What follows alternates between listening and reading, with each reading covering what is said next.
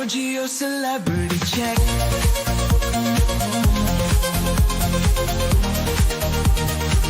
Tune in now, folks, we need to talk about this.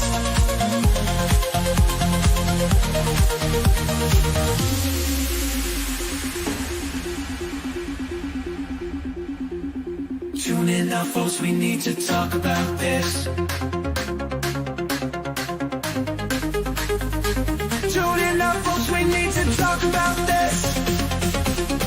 Georgio says it's time for Georgio celebrity check.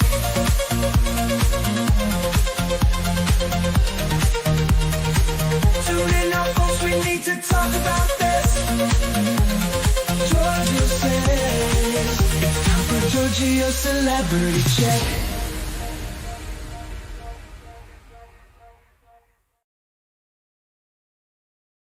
All right, everyone, welcome to an all-new show. It's the Georgio Says, I'll call it the podcast, but we're live here on YouTube. Hope everyone's doing well.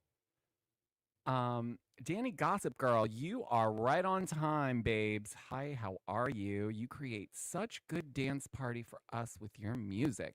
You know, this is just another element I just want to add to the show. I love creating fun bops, okay? You can call me the next Heidi Montag, okay? I've always wanted to be a pop star. I can't sing to save my life, so...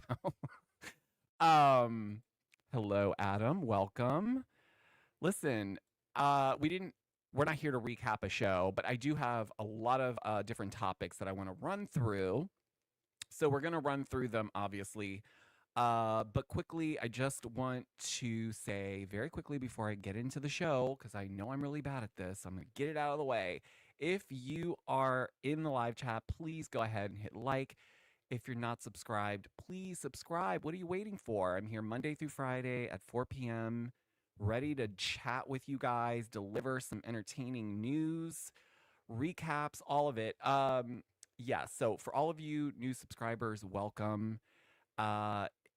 If we are being completely honest, I also got some really good podcast reviews. So thank you for giving me a 5-star review on the Georgio Says podcast. I truly, truly appreciate it.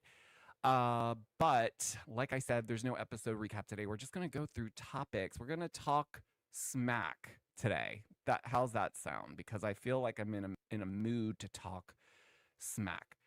Let's just get into the intro.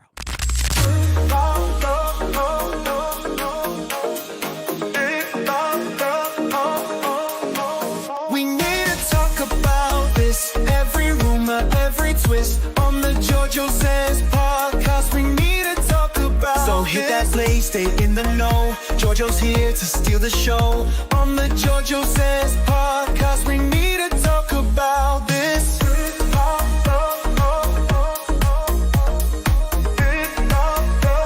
We need to talk about this. All right. Gotta say hi to Jeff. Hi, everyone. Hi, Jeff. Thanks for joining.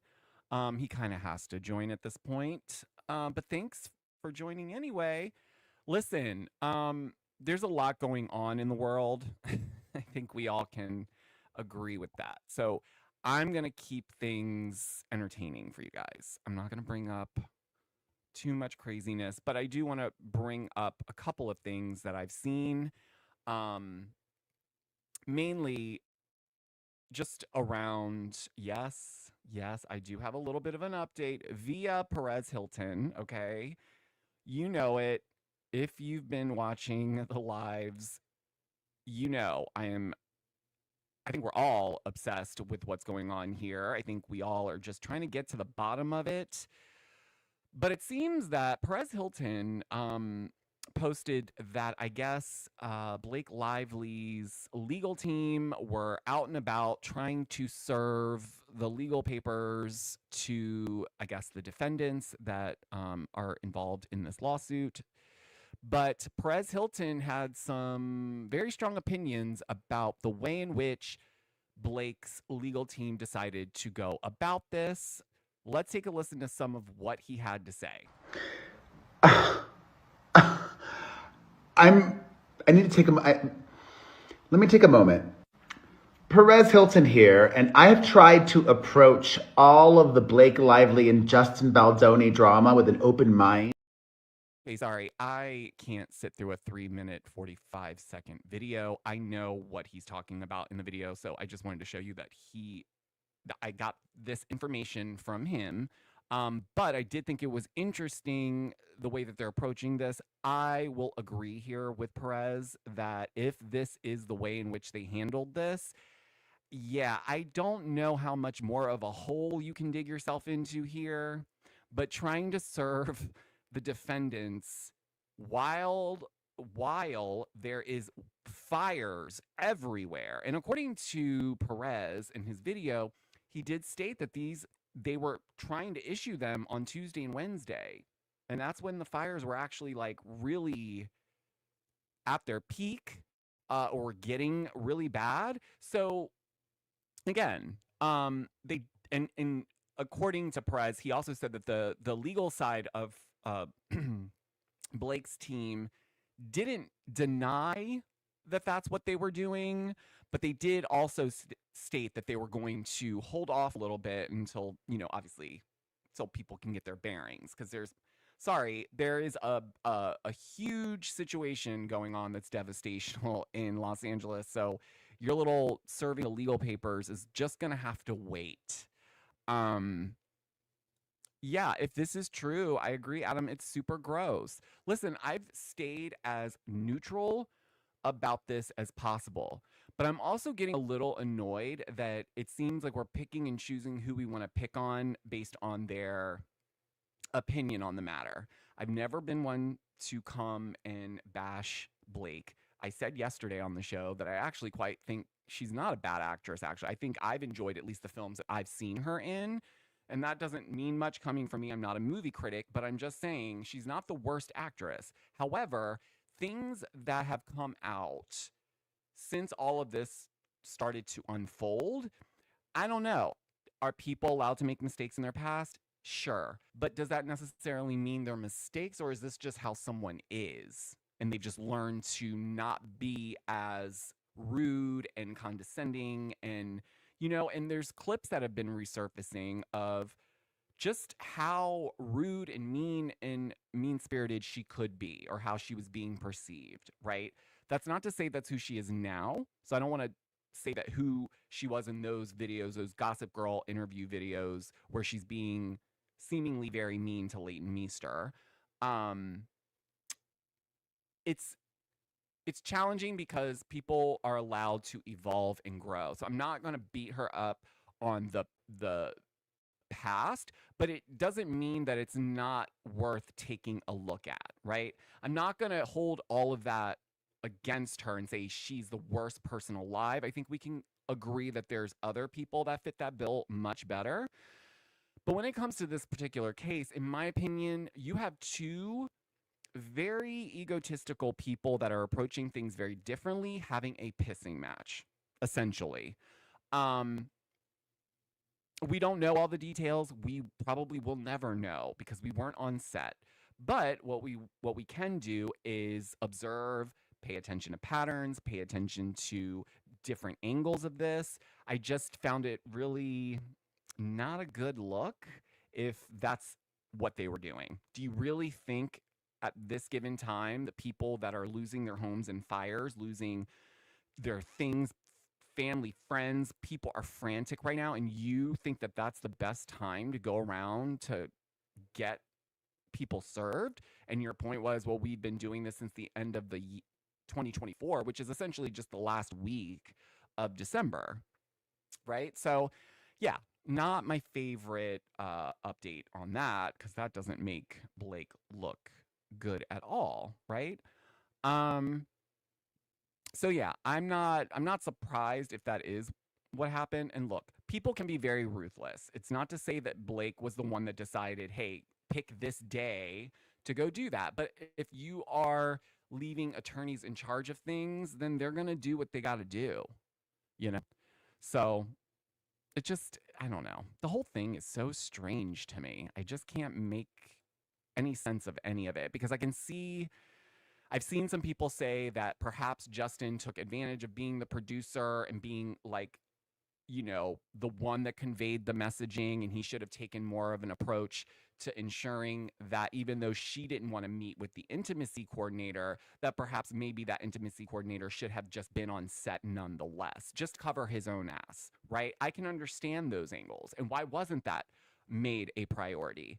And further, I think there's too many blurred lines when you look at Hollywood or movies or what type of movie it is, what the topic is, right? Because when you bring up sexual harassment, right, we think about it in the context of, you know, not to say that actors don't have jobs. My point is to say the industry, right? Most of us think corporate America, right?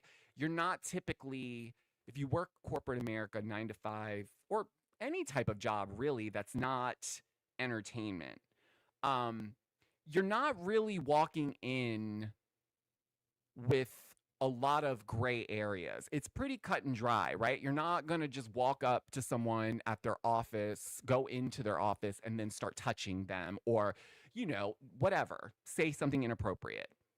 Not to say it doesn't happen, because it does, but what I'm saying is the precedent that's set is that this is not the place for those types of interactions. Whereas on a movie set, specifically this type of movie, there's some content that is, yes, professionally things are choreographed, but if you're dealing with someone like I talked about yesterday, Justin was a method actor in this movie. So he himself said, you know what? There was times when I was really in it and I would look at Blake and I would realize I took something too far, right? And I said yesterday, to give her the benefit of the doubt, right? I could see an angle where that could be misconstrued on her part, or she, and perception is reality, guys. I think that's the other thing that, we're not looking at here. Yes, they could prove that that's not in fact what happened, but the perception on Blake's end is that that is what happened. That's how she felt. Now, whether or not you believe that or if the court believes that, at the end of the day, that's neither here nor there. Even if they didn't prove Blake's case, let's say, she still can walk away and feel that that's still what happened to her. That doesn't mean anything. So I think, to be fair, things need to play out more, and that is going to take a lot of time, because I believe they're not even going to be heading into court until like 2026, early 2027 is what I've heard. So we're a ways away from, whatever it is that everyone's anticipating, which is, I guess, the next Johnny Depp, Amber Heard of it all. But I don't even think the two cases are even remotely similar outside of it being this big, big public thing. So I don't know. But, I'm definitely I'm going to fill you guys in on any bit of new information that I find is interesting or adds something to the conversation.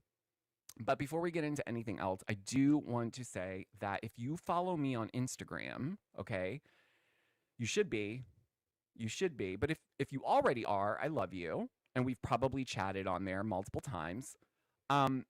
So I've been hearing a lot of people on Instagram specifically that are feeling some type of way that I'm not doing a live for them. And I totally get it. Instagram is a little bit challenging. I've tried in the past when I've tested doing lives, doing it so that it streams to both YouTube and Instagram. But then for me, I'm scattered. So having to pay attention to a phone or even on my, it's too much. So I'd rather give you guys the time that I'm focused on this platform right now, right? I'm not on Instagram Live. I'm not on TikTok Live. If I was, I'd have to be monitoring those comments as well, because I can't see them on my dashboard. That's not your problem.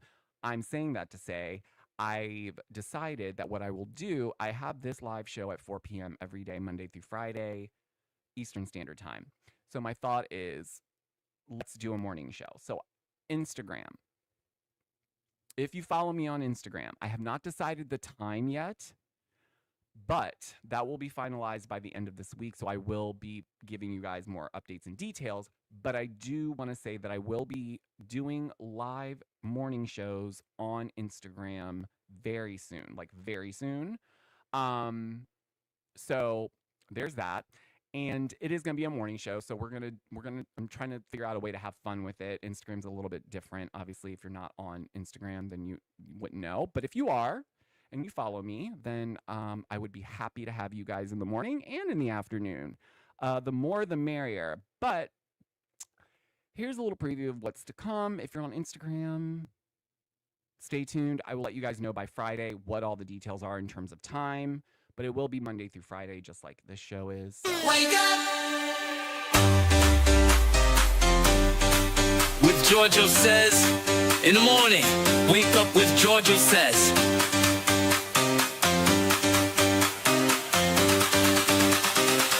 Wake up with Georgio says.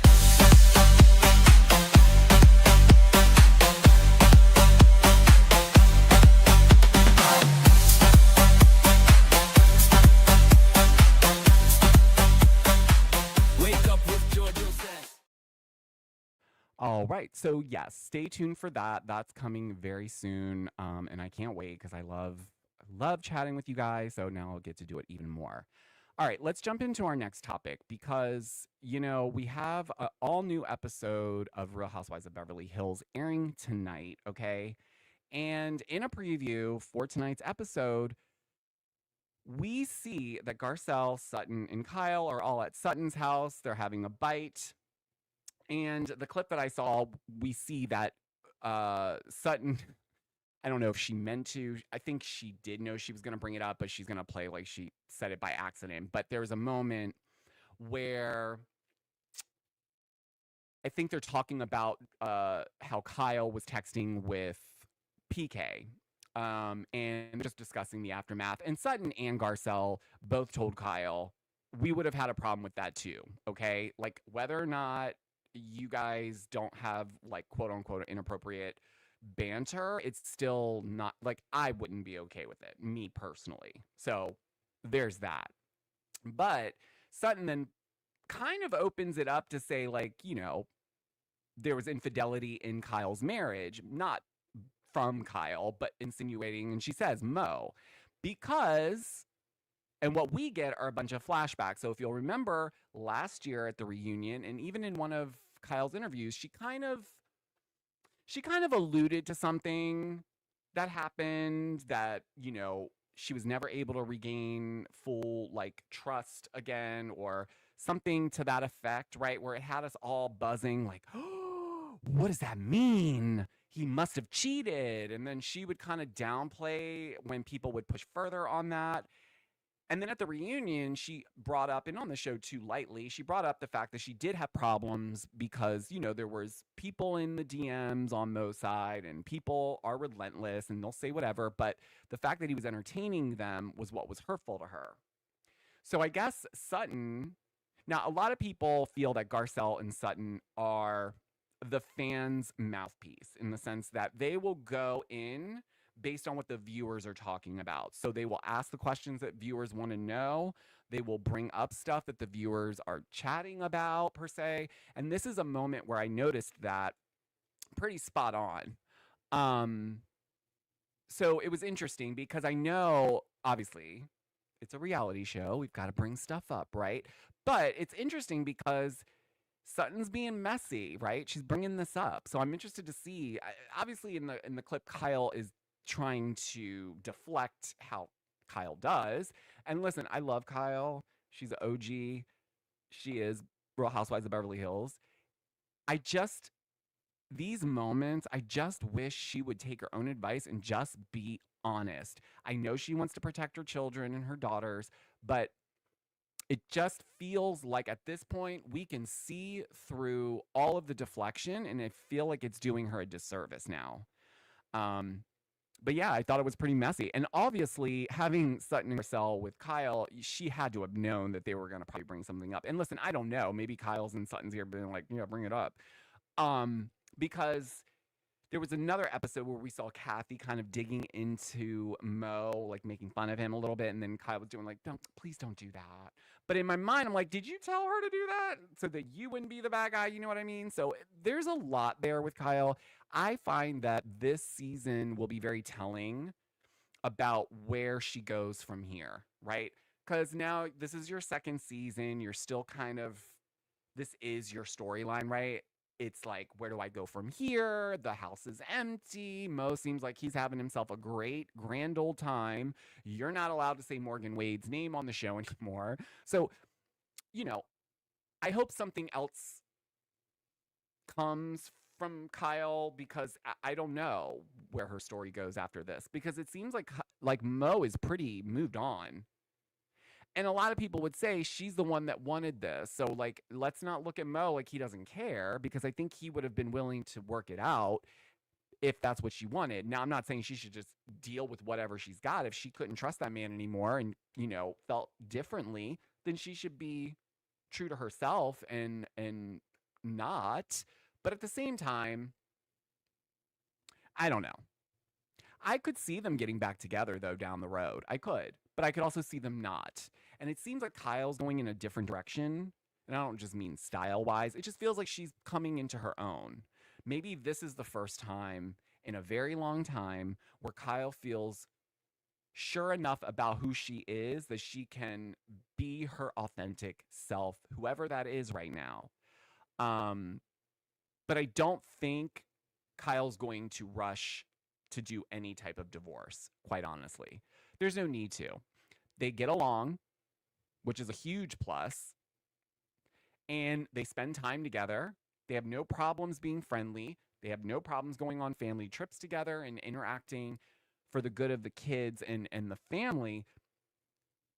If she's not like, you know what I mean? Like, there's no, if there's no reason to start going down that road yet, I wouldn't rush it. I'm being honest. There's a lot of stuff they would have to split up. And it's not like there would be a question, right? She clearly would get 50%. They didn't sign a prenup. They were both broke when they got married. They built everything together. So in her mind, I can understand why she's not worried about that aspect of it. Whereas like in Sutton's situation, her husband was the breadwinner, like through and through and through. So her settlement, yeah. Did she have to fight and go through a lot more? Yes, because ultimately she didn't really, like, I'm not saying this to downgrade her role as a wife. What I'm saying in that situation, it's not the same as Kyle and Mo's, because, I mean, let's be honest, Mo has what he has because of Kyle. And she says that in her book, Life is Not a Reality Show. Okay? So she's not worried about that. He's not gonna leave her high and dry. I mean, we can't be sure, but I would assume that wouldn't really go over well. So I'm not concerned for that. I just don't think a divorce is coming anytime soon. Because there's a lot, let's be honest, there's a lot of people that are married on paper that live separate lives. They have relationships with other people. It's too much of a headache. I get it. If you guys are cool and you don't, everyone's got what they got and everyone's fine, then there's no need to like create all this hassle. So I'll definitely be recapping that on tomorrow's show, obviously. But yes, Real Housewives of Beverly Hills airs tonight. I can't wait. Guys, I'm sorry about the Roni. I know I said I was gonna catch up. I'm trying to catch up. I just feel like I'm so behind that I feel like I'm literally running up the like highest hill ever trying to catch up because it's so bad. It's a lot. It's a lot of bad. Speaking of bad, I saw that TV Deets posted the ratings, live viewership ratings for Potomac Sunday night, and it was the season low. Season low. No shocker there. Because I said on yesterday's show, this is not it. I don't want it. We don't want it. Just go fix it, please. Get the casting right. Make sure people have real stories to bring to the table. Ashley. And we might need to revisit. Yes, I do think we need to revisit bringing some people back. I don't know who they are, Candace. And I even said yesterday, I'd be fine. I'd be good to have Robin back. Maybe her sitting out one season, maybe that's all it needs. Maybe sometimes people need a break, But then she's on Traitors, so she could do very well on Traitors and shock us all. And then she'll be back for season 10 of Potomac, and then she'll fix it. And Candace will come back, and then she'll fix it too. And then Candace and Giselle will be able to build a friendship, and things are going to turn. The tide will turn. Probably not. But this is not it. Okay? It's not. I'm sorry. No one's watching it. You know why I know? Because I can tell when I post the recap if people have watched it or not. And I'm just telling you, you guys don't care about it either. You're not watching. The numbers don't lie. I don't know what the Peacock stream numbers are. I don't think we can have access to that at this point as of yet. But I can't imagine it's that much more streams than live viewers. So I don't know. I just think we need to be done with the Girls Gone Wild, forced sexcapade, reliving our 20s when we're grown people who have all this life, according to the show. Anyways, but I told you guys, we're just going to be running through topics today because it's just, But I do want to call out something that I've found so validating. I did talk about it a little bit yesterday, but we're going to talk about it in more depth today because I have a lot to say about these two. Okay? I talked about it a little bit yesterday, yes. SPEIDI. Now, whether you guys know them, love them, hate them, whatever, I'm telling you right now, if your partner does not ride for you the way Spencer rides for Heidi, what are you doing? What are you doing? Go to Spencer Pratt's TikTok and Instagram. He is posting nonstop. Okay? They are getting media. We all need to pat ourselves on the back because we got Heidi Montag to number 1 on the iTunes charts. Do you realize that this girl was laughed at when she dropped her music back in the day? Now, this is really crazy to me. This was before any other, at least from my knowledge, and I've watched reality TV pretty much from inception of reality TV, okay? She was like the first reality star in my mind that I can validate that was putting music out at a time where nobody that wasn't an actor who also dabbled in music was doing music. She was like putting herself out there. They filmed these really low budget music videos that were like so bad they were good, but the beats and the bops, that album Superficial, I got roasted for jamming out to that album. People used to make fun of me for like listening to her music. And they were like, how are you listening to this? It's like horrible. I'm like, it's not. Body Language? Don't even get me started on that song because that song was, I think, one of the first singles she like released. Spencer Pratt has a verse on it where he's rapping. I mean, these two have done so much, but one thing I do respect about them, or Spencer, I will say, I respect them both, obviously, but Spencer is more in your face, obviously, so he's kind of the guy that, you can tell he takes care of all the crap. As he should, because he's very much getting things done. So amen to them, because they just lost their entire house, and within a week, they have gotten Heidi to number 1. They've gotten all her music noticed. They're getting people to remix some of the songs that are already out, like big names. And I just saw a TikTok from Spencer where he actually started crying because he was so like moved by what is happening here. I just think it's great. I know a lot of people think, oh, boo-hoo, they're rich, they'll be fine, da-da-da. Yeah, yes, 1,000%. I think the point is, though, is that Spencer is not afraid to say what he wants to say. And it's interesting because up until this point, Heidi had been releasing new music for months, and she would get roasted in the comments. And I actually love her bops. Like, she comes up with are they deep? Are they like something you need to think about? No. They're mindless. Mindless songs that you bop and dance to, okay? Like my music, which you can stream everywhere you stream your music. But yes, Adam says he's in talks with Hulu for a show. Please bring them back. Do you know I've been wanting to advocate for them going on either OC or Beverly Hills, whichever one, because I think they would be amazing. I don't think Andy would do it. Because I'm sure Andy would be like, wow, they're known for like another network. But it's like, who cares? I would do it. They would be amazing. You know why? Because Spencer would know how to play the game. Heidi would know how to play the game. They get the assignment. They want to work. They have good work ethic, and they deliver. So I would say if they don't get a Hulu show, bravo. Hello, executives at Bravo. I think there's a missed opportunity here, at least for the millennial viewers. Because it's just, yeah. But I hope they do get a show. They deserve to be on television. They really do. Even if it's just them. I think people would tune in to watch what their relationship actually is like for a full episode. I think they have enough where they could carry a show just with them as the family.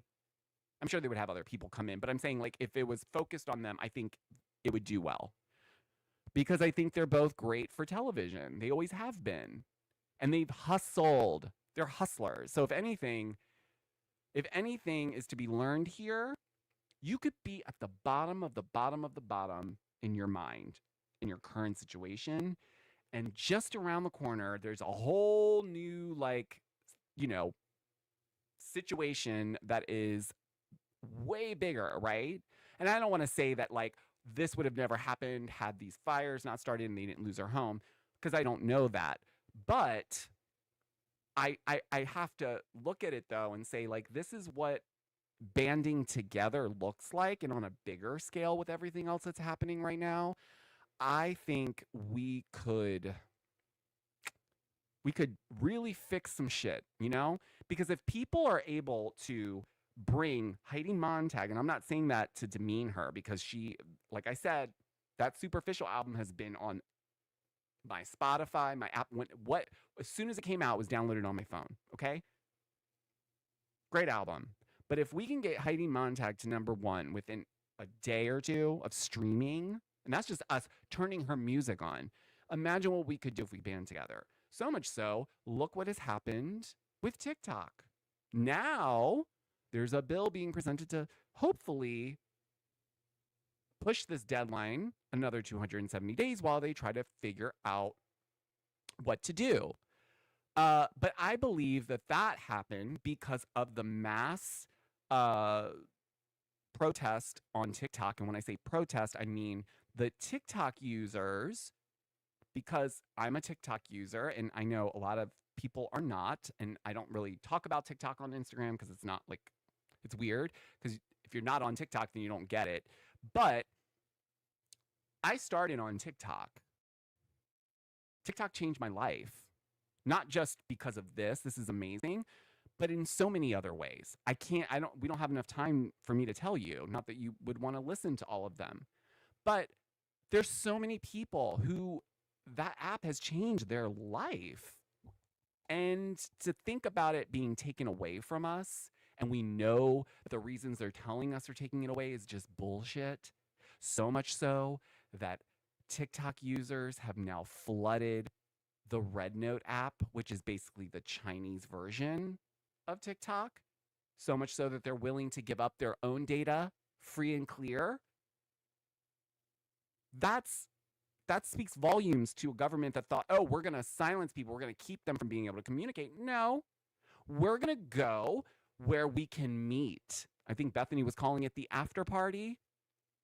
Yeah, we're still in the club here, but we know where the after party is. So when the lights go on here and they tell us to go home, Look, we're all out here on TikTok getting and shout out to Red Note app. They've cleared the way for Americans to come in, so much so that people on TikTok are like, we shouldn't be on their app because we are a bad influence on them, which is funny because we are. They're so sweet over there. Like it's crazy sweet. Like they're so nice and helpful, and even they're getting the app translated into English. It's wild. But the app went to #1. That is what I'm saying. It's like, I think now, like when people say start a revolution, people think about it in, a historical, archaic context of like, okay, let's go get our gear and like get out in the field. No, this is the new world of what a revolution looks like. It's digital. It's, I don't want to throw all the plans out there, but I'm sorry, I'm siding with TikTok here. I'm my TikTok fam. I can't not support what everyone's doing. The Google Doc names of all the people that voted against this app, who currently have accounts on the app. That's just one of the hypocritical issues that people have with the reason why they want to take the app away. It served so many political figures when they needed it, but now we're just gonna. But I think also when you look at Meta, they thought all those TikTok people are just going to have no choice but to come back over here. And that's the point. Everyone there is like, I'll go anywhere else but there. So much so that there's people now teaching people how to delete their Meta account as part of protest. Don't worry, I'm not doing it. If I was just a viewer though, if I wasn't doing this at all, or I wasn't a content creator and I was just a viewer, I would absolutely get rid of my Meta account if it came down to protesting for TikTok to stay. Absolutely. Danny Gossip Girl says, Heather McDonald has done such amazing interviews with Spencer, and Andy needs to get the foot out of his ass with the disdain he has for other reality stars. Seriously. And what was, not to go back to this, but real quick, Andy was on his radio show with, what's the guy, John, is his name John, the one that used to be Andy's ex? Nonetheless, he's talking about, this really irks my nerves about him, because at some point you've got to be honest, right? You got to be honest with us. You can't keep making things seem like they're going to be great, because he does with everything, right? Every new season that comes, this is going to be the best season. This reunion was really crazy, probably the craziest we've had. And then you watch it and you're like, where? So it's just like annoying. So he's doing it for Potomac. So I guess they asked, what happened at the Potomac reunion? Karen wasn't there. Karen went, as we know, she's in rehab taking care of herself. Shout out to Karen. But he says that they're like, that this Potomac reunion tops or close to tops Monique's binder moment. Really? With what? What content? Is this moment something that did not happen in season? Because I've been watching. I have not seen anything that is remotely leading me to think that this reunion is going to top or close to top the binder moment with Monique. I don't buy it. You'd probably sell it more if you said part 3 is, a Karen Huger sit down. But I'm thinking those are just rumors, or perhaps they're finalizing stuff, so he's not going to say it just yet. All I know is I'm ready for Potomac to be done. What I want to understand is, why is Potomac so long this season when they didn't have anything going on? And why is Salt Lake City ending tomorrow and I feel like we need 20 more episodes? Can someone explain that to me?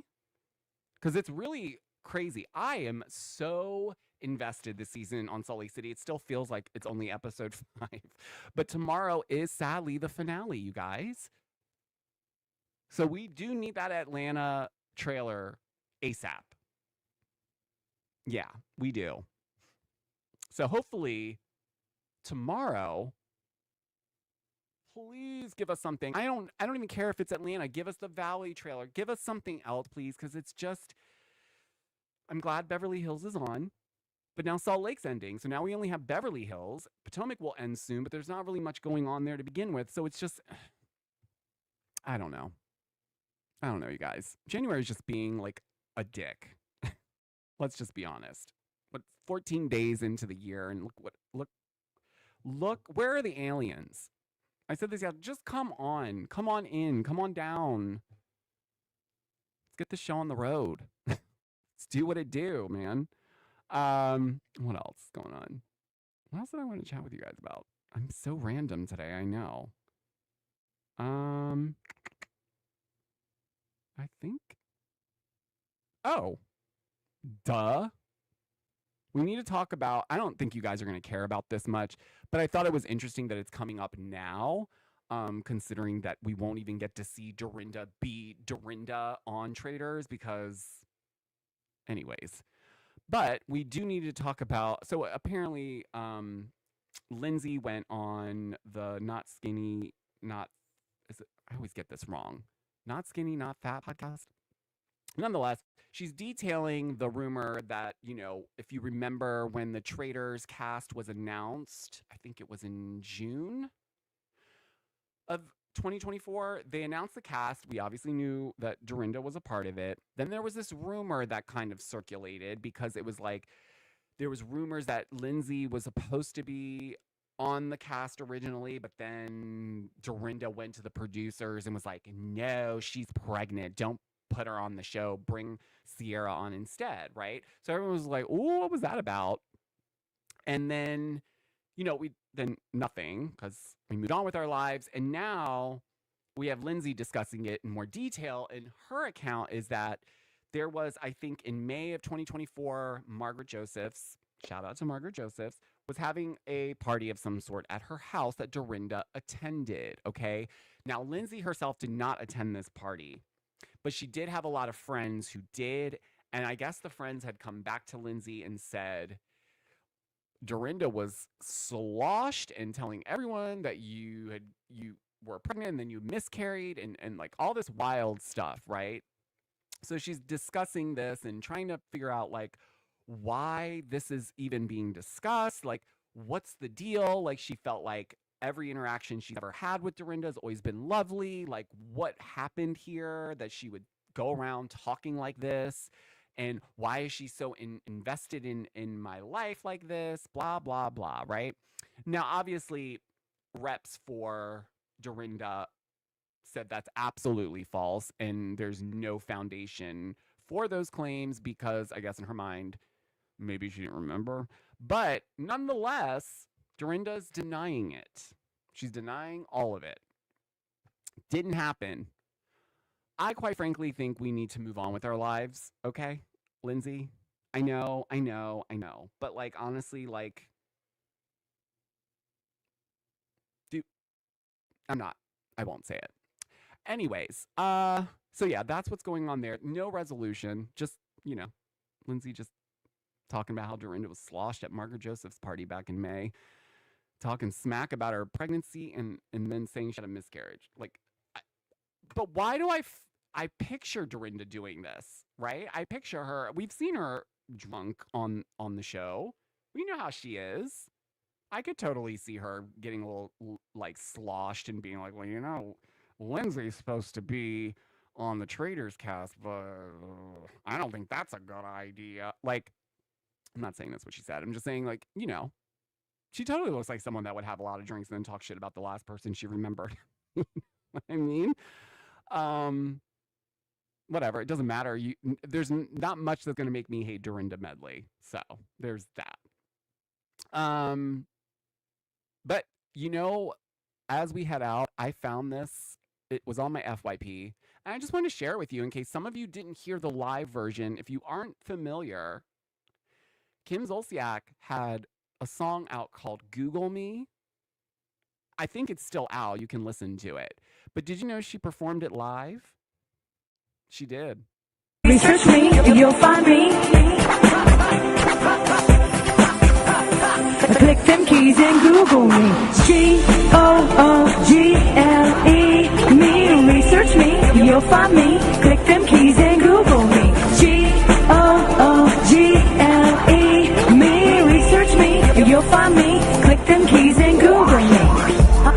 I'm not a material girl. Some just may think it till I let them into my world. You know me best, better than all the rest. Dolce Gabbana, Chanel and Prada, all me nada, a damn thing. Now it's a shame you played those games. I'm not the same as them, the same as them. My name is Kim. Anyways, you're welcome. You're welcome. I know we all love to take a little crack at little Kim Zolciak here and there. I just thought this was just a song that needed to be resurfaced. I don't think it actually got as much attention as it should have. I don't think this was produced or written by Candy, though, to be fair. And you can tell. This does not sound like something Candy would ever produce. But anyways, hit the like button if you're in the live chat. And thank you guys for being here in the chat with me today. I love, love, love the support. I know everyone's busy, so don't worry if you're not able to catch the live show. You can always catch the replay right afterwards. It's on my YouTube channel. You can also listen to the audio version of this show on the Georgio Says podcast. So, yeah. But before I head out, if you guys wouldn't mind leaving a 5-star review on the Georgio Says podcast, I would greatly appreciate it. And again, please hit the notification bell on the YouTube channel so you know when I'm going live or when I upload, because I don't want to miss you guys. Anyways, stay tuned for more information on the Instagram live morning show that I talked about earlier. I will have more details and times. So if you're an Instagram follower of mine, you can look forward to a morning live from me on there. So I think that's all I got today, guys. But thanks again for joining me, and stay safe out there. Seriously, please stay safe. Please be alert. Be very aware. Okay. Stay safe. Do all those things. Please, please, please. If you guys need to reach me for anything, I keep plugging Instagram. But yes, please DM me on Instagram. I check those DMs more than any other. So if you want to reach out, shoot your shot. Okay, so we're going to head on out. Have a great rest of your Tuesday. And I will see you guys tomorrow where we're going to recap The Real Housewives of Beverly Hills. Bye, guys.